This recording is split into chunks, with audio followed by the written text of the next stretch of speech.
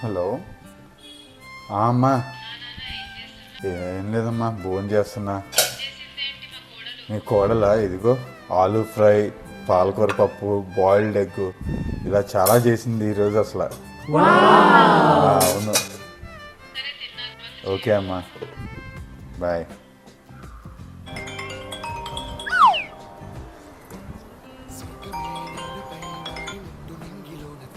అమ్మా, ఏం లేదమ్మా, భోజనం చేస్తున్నా.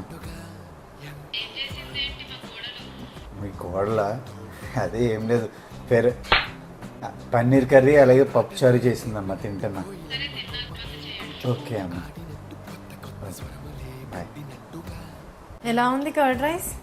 బాగుంది. బాగుంటుంది.